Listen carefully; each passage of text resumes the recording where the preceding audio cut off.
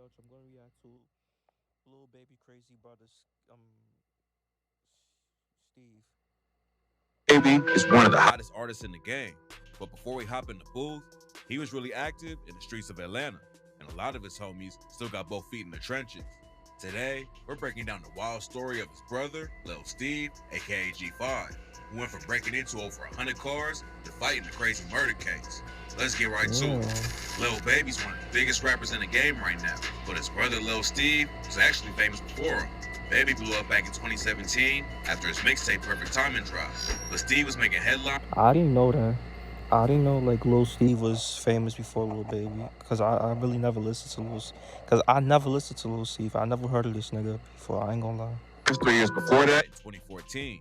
In June 2014, Lil Steve got out of jail and was given 20 to 30 years of probation.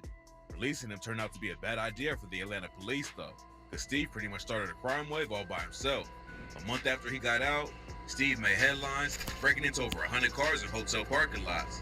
When the news broke, he already had 24 warrants out, but the cops accused him of breaking into 118 whips. According to them, Steve was running around breaking into cars, stealing GPS devices, phones, and laptops. But the biggest thing he was snatching was guns, which made the cops and everyone else even more nervous. People in the neighborhood was worried about getting robbed, and the cops told them stop leaving anything valuable in their whips because they couldn't catch Lil Steve.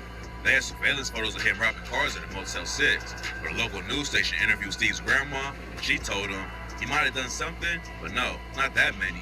Breaking into over 100 cars in under a month is wild, but in 2018, Steve got caught up in an even crazier case. By 2018, Lil Baby was already one of the hottest new rappers in the game. His debut album dropped in May, and hit number 3 on the Billboard 200. And in October, he released a collab tape with Gunna and earned a Grammy nomination for the track Drip Harder. But while he was popping off in the industry, his little brother was getting wrapped up in murder cases. On November 30th, 2018, the police found 2 men who got robbed and shot at a Waffle House parking lot in Brookhaven. Nobody knew what went down, but one of the dudes was pronounced dead at the scene, while the other was taken to the hospital for treatment. A few days later, cops arrested a dude named Pierre Gregory Singletary for the shooting. It looked like a simple case at first, but come to find out, Singletary was actually the victim. On December 11th, the cops booked Steve and a dude named Quintez Griffin on felony murder, aggravated assault, armed robbery, possession of a firearm by convicted felon. Turns out, the shooting didn't even go down at the Waffle House. Roderick Francois survived the shooting, and he told the cops it happened at an apartment complex down the road where Pierre Singletary lived. Francois said he went to Pierre's place with his homie Carthel Johnson to buy weed. While they was there, 2 dudes rushed in and tried to rob him.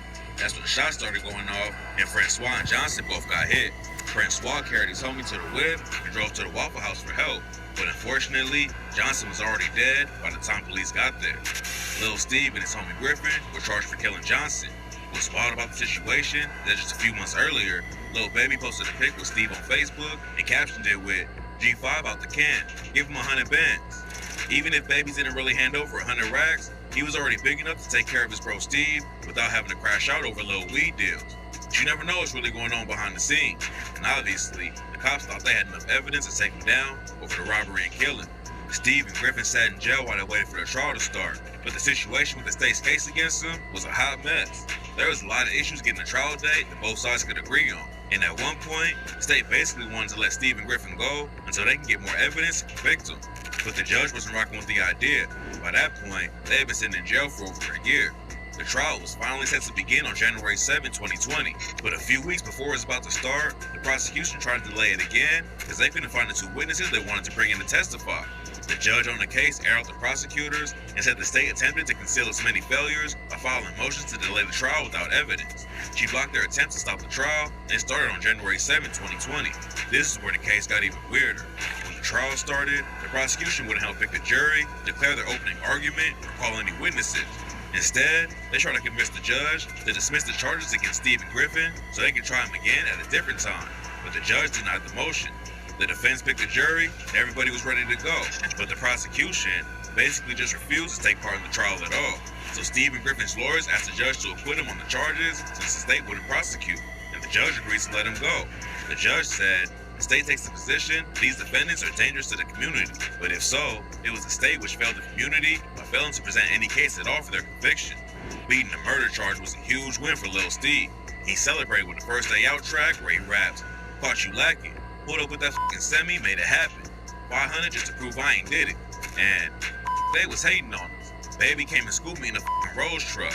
A Venador behind me with the fucking doors up. The good times ain't last long though. And Steve ended up getting booked again in 2020. Somehow, he got released again by mistake. Steve spent the next few months hiding out. When the cops finally tracked him down, they found him in a penthouse apartment with drugs, 20K in cash, and 11K in sneakers. Steve was curled up under the bed, but he came out and surrendered. He's back on the streets again. Now his situation's getting even messier. A few months ago, Young Thug's homie Rue accused Steve of snitching on him. Rue even posted paperwork that allegedly proved Steve flipped on him. He claims that Steve changed his name to G5 to avoid being labeled as a rap. Steve hasn't commented on the situation, but lately, he ain't been seen with Lil Baby like he used to. Everyone knows that Thug and Lil Baby are tight. Thug's homie calling this bro a snitch, pretty serious. Right now, Thug's too busy dealing with his own Rico trial to worry about Rue and Steve's issues, but Baby hasn't said anything about it either. Rumors say that Georgia might be going after 4PF for Rico charges next, so Baby might just be trying to keep his distance from a dude who barely beat a murder charge. There's a lot going on with Atlanta right now. YF and Lucci and his crew are tied up in a Rico case, and Young Thug's trial is set to begin next month. If rumors are true, Baby and 4PF might already be under investigation. Nobody knows how all this is gonna play out. Okay, that's the vid. You are like, let me know what y'all think. You feel me? Like, about Lil Baby's brother, Lil Steve, and let me know what y'all think about the Atlanta rap scene. Like, so yeah, make sure y'all like, comment, subscribe. Y'all know the vibes. We're just checking out you are.